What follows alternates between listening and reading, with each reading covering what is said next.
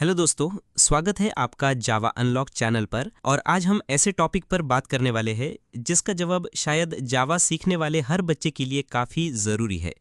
अगर आप प्रोग्रामिंग में जावा लैंग्वेज सीख रहे हैं तो शायद ये सवाल आपके भी दिमाग में हर बार आता होगा कि जावा सीखना इतना मुश्किल क्यों लगता है। और मैं जानता हूँ बिगिनर्स के तौर पर काफ़ी ज़्यादा परेशान करने वाला ये सवाल है। वाकई बिगिनर्स के तौर पर ये सवाल मुझे भी कई बार दिमाग में आया है और मेरा बस यही मानना है कि जो बिगिनर्स है उन्हें मैं सही तरह से गाइड कर सकूँ। और मुझे ये विश्वास है कि अगर आप ये वीडियो पूरी देख लेते हैं तो आपको जावा कभी भी मुश्किल नहीं लगेगी और आप जावा को स्किल की तरह डेवलप भी कर पाओगे। चलो फिर शुरू करते हैं आज का हमारा ये video, why Java is so hard to learn. सबसे पहले मैं आपको जावा क्या है इसके बारे में मोटा मोटा बता देता हूँ। जावा एक प्रोग्रामिंग लैंग्वेज है जिसे 1995 में सन माइक्रो सिस्टम्स ने डेवलप किया था, जिसे बाद में ओरेकल द्वारा अधिग्रहित किया गया। इसकी सबसे बड़ी खासियत है ये write once run anywhere principle पर काम करती है, यानी आप एक बार कोड लिखे और इसे लगभग हर प्लेटफॉर्म पर चला सकते हैं। इसके बारे में हम आगे आने वाली वीडियो में डिटेल से जानेंगे ही। आज बस हम ऐसा टॉपिक कवर करेंगे जो जावा सीखने वाले बच्चों को मोटिवेट करने का काम करेगा और साथ ही जावा का डर दिल से निकाल देगा। सबसे पहले जानते हैं जावा इतनी मुश्किल क्यों लगती है।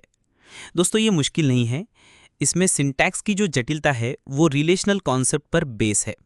हमें जावा मुश्किल इसीलिए लगती है क्योंकि हम उसके ऑब्जेक्ट ओरिएंटेड प्रोग्रामिंग कॉन्सेप्ट को, जैसे क्लासेस, ऑब्जेक्ट्स, इनहेरिटेंस और पॉलीमॉर्फिज्म के अंदरूनी रिलेशन को सही तरह से स्टडी नहीं करते।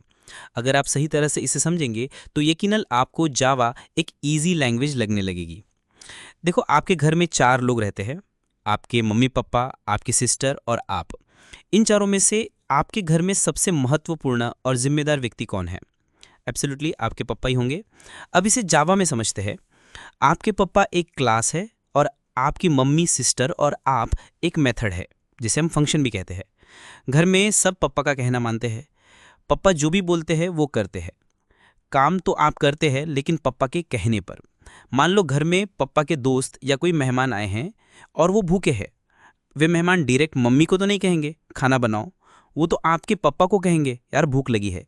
तो उसके बाद पापा जो क्लास है वो कॉल करेंगे मम्मी नाम के फंक्शन को और उसे कहेंगे खाना बना दो। मम्मी क्या करेगी? खाना बनाएगी और बाद में पापा को बताएगी, ना ही उनके दोस्तों को या मेहमानों को। फिर पापा मेहमानों को लेकर आएंगे और खाना खाकर जाने के बाद वे मेहमान ये कहेंगे कि हमने इस व्यक्ति के घर खाना खाया, जो भी आपके पापा का नाम है। वे यह नहीं कहेंगे कि हम उसके घर गए और उसकी बीवी ने हमें खाना खिलाया। यही है जावा। क्लास जो है वो काम के लिए जिम्मेदार जरूर है लेकिन वो खुद काम नहीं करता, उसके फंक्शन काम करते हैं। इसलिए जावा में बिना क्लास के कुछ भी रन नहीं हो सकता। लेकिन आप सोचोगे इसका क्या मतलब हुआ? जैसे कि पाइथन में हम देखते हैं बस लिखो प्रिंट हेलो वर्ल्ड, बस आपका हेलो वर्ल्ड प्रिंट हो जाएगा। फिर हम जावा में क्लास, उसके मेथड और फिर मेथड किसी काम को करते हैं, जैसे कि हेलो वर्ल्ड प्रिंट करते हैं। यानी हमें एक हेलो वर्ल्ड प्रिंट करने के लिए पहले क्लास बनानी पड़ेगी, फिर उसमें एक मेन मेथड बनानी पड़ेगी, फिर हमें मेन मेथड में system.out.println लिखना पड़ेगा और फिर उसके कर्ली ब्रैकेट में हेलो वर्ल्ड पास करना पड़ेगा। ये काफ़ी लंबा चौड़ा हो जाएगा पाइथन या C++ के मुकाबले। पाइथन लैंग्वेज में जो वर्ड 3 शब्दों में प्रिंट कर सकते हैं उसे प्रिंट करने के लिए जावा में हमने इतना बड़ा कोड लिखा। क्यों? इसके पीछे की वजह क्या है? क्या आपको पता है? चलो बताते हैं। ये क्यों ज़रूरी है ये आपको समझना पड़ेगा। मान लो आपके घर की आप खुद जिम्मेदारी लेते हैं और एक दिन आपके घर में एक बाजू वाले अंकल आ गए, आप सामने हैं और वो आपको सामने वाले ठेले से ऐसी चीज़ लाने को कह रहे हैं जो गैर कानूनी है। आप नहीं जाना चाहते तो वो आपको धमका रहे हैं कि अगर नहीं जाएगा तो कल बाहर मिलना, तुम्हें बताता हूँ, ऐसे आपको धमकी दे रहे हैं।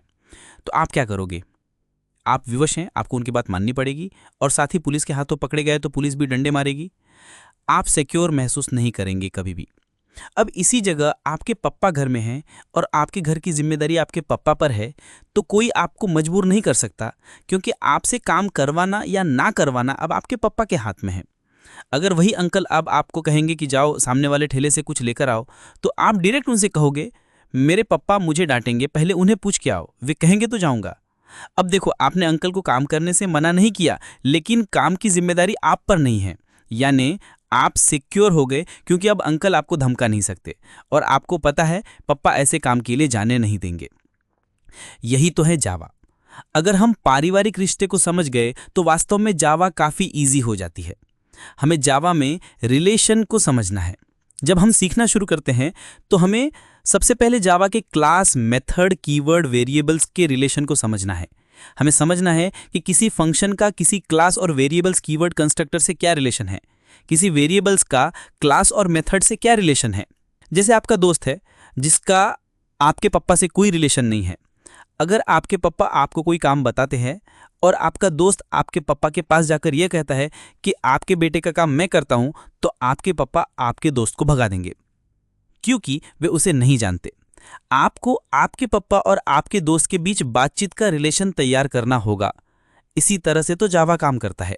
अगर आप एक बार ये रिलेशनल कॉन्सेप्ट समझ गए तो जावा आपके लिए बहुत आसान है।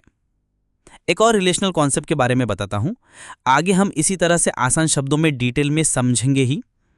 जावा में हम किसी दूसरे क्लास का ऑब्जेक्ट बना के उसके मेथड को यूज कर सकते हैं। इसे इस तरह से समझते हैं, जैसे तुम्हारे फैमिली में तुम्हारे पापा एक क्लास है और तुम फंक्शन हो, उसी तरह से तुम्हारे मौसा जी एक क्लास है और उनके फैमिली मेंबर उनके फंक्शन है। अब तुम्हारे पापा और तुम्हारे मौसा जी में रिलेशन है, तो तुम्हारे पापा उनके फंक्शन को यूज कर सकते हैं।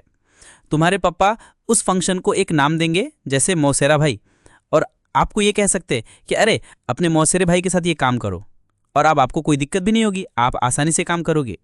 यही है जावा, जो रिलेशनल कॉन्सेप्ट पर पूरी तरह से बेस है और इसीलिए अदर लैंग्वेज से ज़्यादा सिक्योर है। मुझे लगता है कि ये वीडियो देखने के बाद आप जावा की तरह देखने के दृष्टिकोण में बदलाव ज़रूर करेंगे, क्योंकि हम इंसानी तौर पर रिलेशनल कॉन्सेप्ट को जीते हैं और इसी तरह से हम जावा को भी समझेंगे तो यकीनन आपको जावा कभी भी मुश्किल लैंग्वेज लगेगी ही नहीं। क्या ये वीडियो देखने के बाद भी आपके मन में जावा लैंग्वेज से लेकर कोई डर है, या इस वीडियो के ज़रिए आपको जावा सीखने में ज़रूर मदद मिलेगी?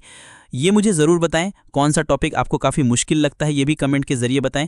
मैं ज़रूर उस पर वीडियो बनाकर आपको टॉपिक आसानी से समझा दूंगा। और ऐसे ही वीडियो देखने के लिए हमारे चैनल को सब्सक्राइब करना ना भूलें।